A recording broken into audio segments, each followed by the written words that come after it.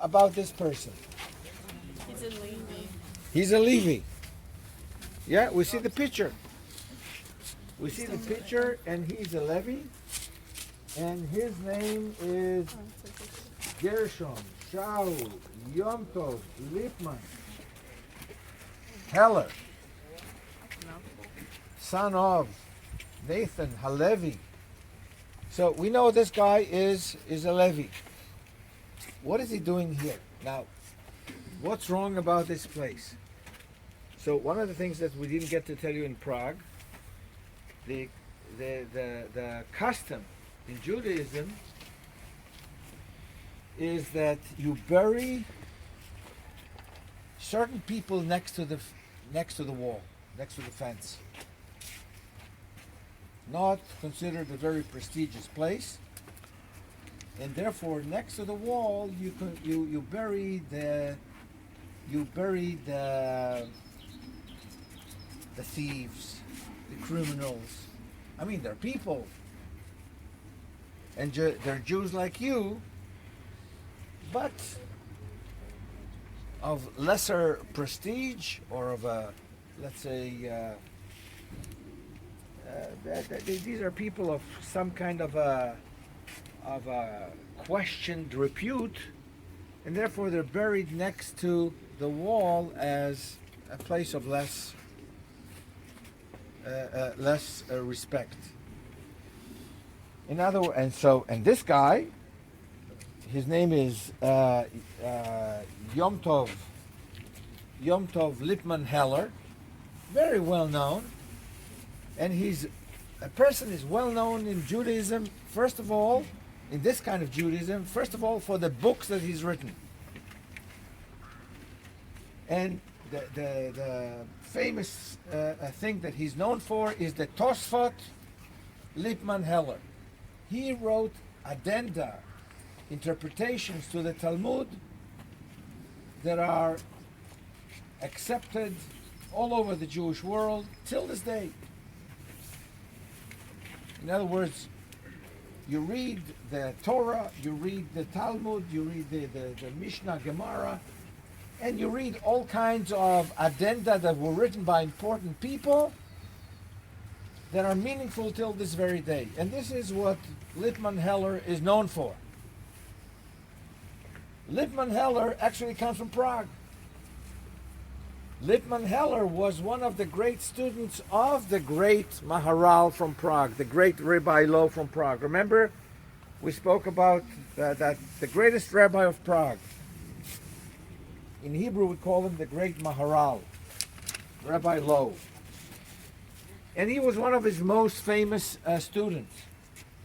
He was chief rabbi in Prague. He had to leave Prague. He was chief rabbi in Vienna. He was rabbi in several other places. He eventually came here. A very learned, but also a very controversial person. And why does a person have to leave a certain place? He's a big rabbi, but in the Jewish world, you deal with the board of the community. It's the community who pays the rabbi. And therefore, there's also always a give and take between the community and the rabbi. For example, I see something here. There is Jewish prayer, unlike Gentile prayer, is sort of unruly. You don't have, there's no order there. People read and people pray, and all of a sudden somebody, he went ahead and he sang and he starts singing a part. It's kind of unruly. On top of that, of everything, people talk. People talk.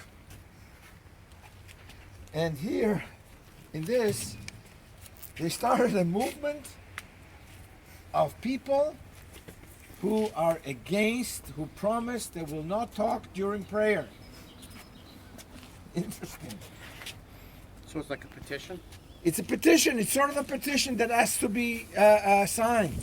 We, the undersigned, took upon ourselves not to talk during prayer.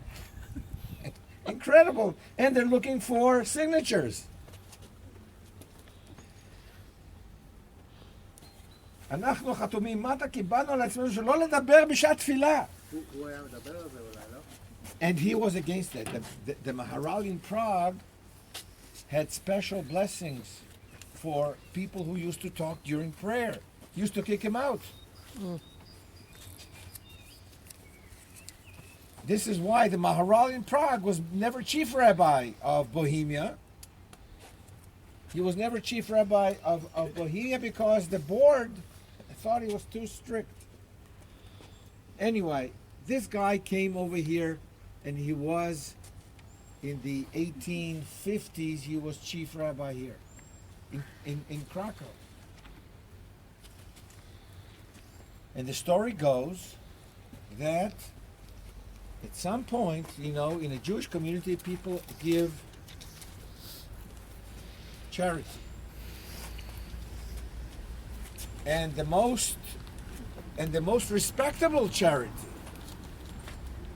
is charity that is given anonymously.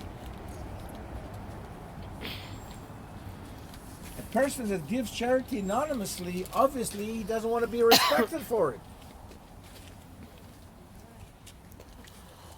And this is the highest way of giving charity. Anyway, there was a time when times were difficult and there was a need for charity. Some people were in dire needs, and Lipmann Heller, the chief rabbi here, came to a very well-known philanthropist, and he says, "Look, we need your help." And the man refused. The man refused the rabbi. And then after a while there was a greater need, and he came to the same person, and the man refused again. Lipmann Heller was so upset with him that when that person died, he had him buried next to the wall as a sign of disrespect.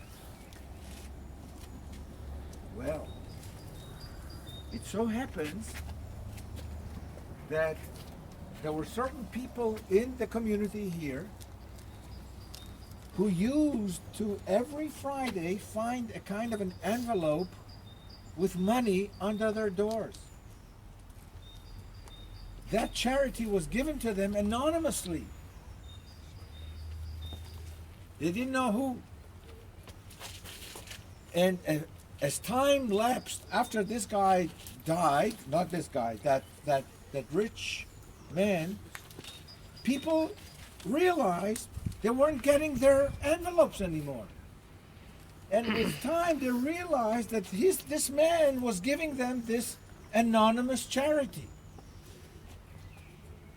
And after a while, Lipmann Heller realized what a great mistake he has done. The man didn't want to give when he was asked, but he had given this secret charity throughout. And Lipmann Heller realized what a great mistake, what an injustice he did to this man. And therefore, he let it be known that when he died, he wants to be buried next to that person. And this is why we have his grave here, next to the wall and next to that person. Who was who? We don't know. In other words, in a very funny way, we still cherish Lipmann Heller. But who was this other just man? Was it this guy? Was it this guy? We don't know. We don't know. But this is the story. And there's a great lesson here. You know, before you get all upset and criticize, maybe people are making these mitzvot in secret, these fulfilling their commandments and doing the right thing secretly, and you don't know about it.